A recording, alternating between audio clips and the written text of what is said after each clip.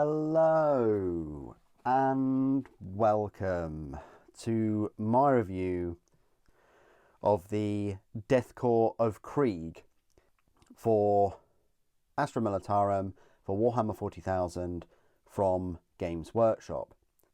Now this set will cost you £31.50 and consists of 130 plastic components and 10 25mm round bases. You also get a Death Korps of Krieg transfer sheet that contains a whopping 803 transfers.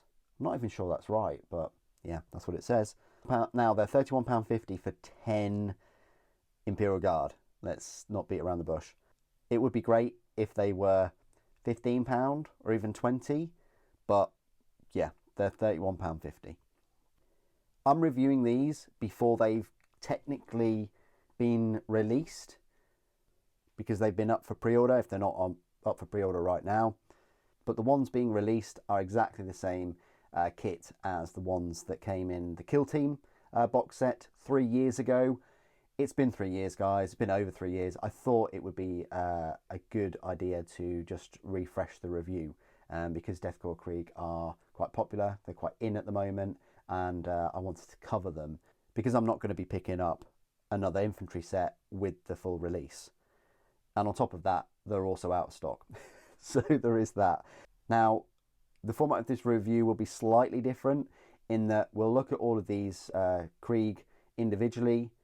I won't go through the spare parts because I would have had the spare parts 3 years ago, but looking at the configuration that I've put mine in, there are definitely a decent number because their infantry set have things like chainswords and all las carbines, things like that. What we'll do first is look at all of these minis up close. So we'll start off with like the sergeant right here. So he's got the power sword or power saber. He's got a plasma pistol, and I think that can be changed to like a bolt pistol or las pistol. So that's the sergeant. You've got this, which is one of my favourite minis in the set, which is the flamer. Very cool mini. Then you've got this kind of map reader with a flare gun. I like how the las carbines are kind of connected on the back. And then he's got like a comms array thing. This, very iconic. You can probably see it in the background. Looks very similar in pose, with the bayonet on there. You've got another one with a bayonet.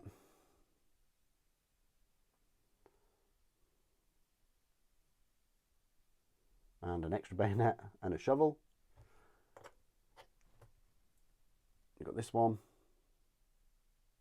running, and the bayonet is, I thought it was bent then, but it's not. It's just on a chain. You've got this one reloading or checking the batteries or something with a grenade. Again, little cup for his tea. You've got this one, which is like the medic, I think. You've got a syringe and a vial there with a little bone saw, some grenades, more vials, little flask of water maybe. You've got this one with a like a grenade launcher. I've just got a sound that it makes in my head now. Thump. Then you've got a little cup. And then this one is the only one that I've built with the potato masher now. It's like a trench club. Again with the shovel. I think I covered all of them. So yeah, that's all the Death Korps Krieg in the infantry. I will be picking up another 1 or 2 sets at some point, but this is like way into the future when I'm kind of filling some armies out. So yeah, I can't give you the spare parts, but what I can do, give you some size comparisons with the new Death Korps Krieg, which I thought was another useful part of this review. If you want to see the spare parts, check out my review from like 3 years ago. So size comparisons then, I'll give you a little size comparison with one of the combat engineers. They're pretty much the same size, so might be worth me doing comparison with these two. yeah, they're basically the same size. And they will go very well. You might even say they go too well. You'll get them mixed up, like, you know, I've already got the flamer. Maybe the combat engineers are a bit taller, just because they're a bit more upright. Some of these are in, like, you know, crouching poses, running poses. So yeah, but they go very well. Of course, you would expect that. Then Lord Dreer, who would be commanding them. He's on that steed. And then we've also got Death Rider on steed. So yeah, the aesthetics work very, very well, of course. And then another comparison will be with the artillery team. Again, that just gives you an idea that these would work very well. Just milling about with them, the whole aesthetic just works, and the sizes work with these ones. A couple more comparisons that I would like to make just with some vehicles. So I have a Basilisk and Lehman Russ. So that's what they would look like. I think they look great near Lehman Russes. These are from the Solar Auxilia range for Horus Heresy, but I would definitely proxy them into Deathcore, no doubt about that. And then I have a newly built flame tank. It is a Lord of War, and it is the Malcador Infernus. So Malcadors are the same size as a normal Malcador. This one has this huge flamer at the front, and again, size-wise, you know, aesthetics, they go quite well, even though it is Solar Auxilia. It'd be nice to have like a full flamer squad for Deathcore, though. Maybe we'll get that. If I get another infantry squad, at least I could make 3 flamers. And then the final size comparisons I'd like to make is just with some other Imperial models. So we've got a Space Marine, and yeah, they kind of work well with a Space Marine. A normal standard Space Marine is still a foot taller, so they work with the older ones. You've got Sly Marbo, which is going to be similar height. They work very well.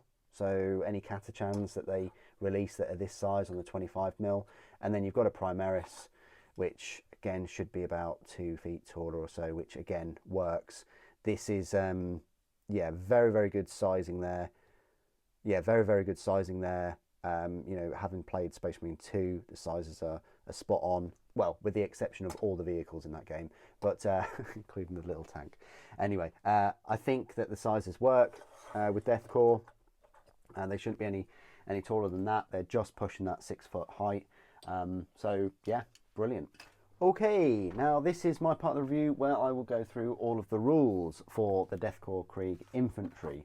Now, you'll find them in your brand new Astra Militarum Codex, right after the Cadian Shock Troops and just before the Catachan Jungle Fighters.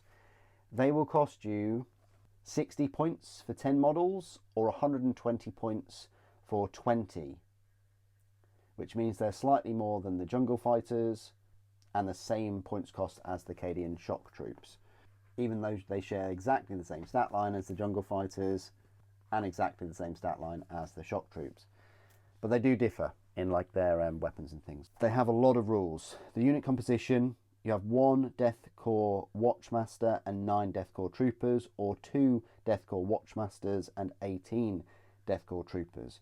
The stat line reads as follows. They've got a movement of 6 inches, toughness 3, save of 5+, 1 wound, leadership 7+, and objective control 2. Every Death Corps Watchmaster is equipped with las pistol and chainsword. Every Death Corps Trooper is equipped with las gun and close combat weapon. This unit can have up to 2 leader units attached to it, provided no more than one of these units is a command squad. If it does, and his bodyguard unit is destroyed, the leader units attached to it become separate units with their original starting strengths. Now, they do have wargear options. For every 10 models in the unit, up to 2 Death Corps Troopers can each have their las gun replaced with one of the following: a flamer, grenade launcher, a long las. For every 10 models in this unit, up to 2 Death Corps Troopers can each have their las gun replaced with one of the following: 1 las gun and 1 voxcaster, 1 melter gun, 1 plasma gun. So it's something that you don't get with these, is the melter gun and plasma gun, I don't think. For every 10 models in this unit, 1 Death Corps Trooper equipped with a las gun can be equipped with 1 Death Corps Medipack. Any number of Death Corps Watchmasters can can each replace their las pistol and chainsword with one bolt pistol and one close combat weapon. Any number of watchmasters can replace their chainsword with one power weapon. So hence why mine's got a plasma pistol and then any number of Death Watch watchmasters can each have their las pistol replaced with one of the following: one bolt pistol, one plasma pistol. So hence why mine's got a plasma pistol and a power weapon. Now, what do all these weapons do? Well, range weaponry. Now, what do all these range weapons do? Well, the bolt pistol is, as usual, it's a pistol weapon, range 12 inches, 1 attack, ballistic skill 4+, strength 4, AP 0, damage 1. The flamer ignores cover, and it's a torrent weapon of 12 inches. It's got D6 attacks, strength is 4, AP 0, damage 1.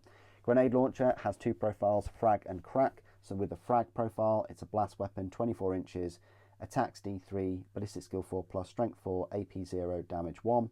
The crack profile is a range of 24 inches, attacks 1, ballistic skill 4+, strength 9, AP -2, damage D3, so that's pretty nice.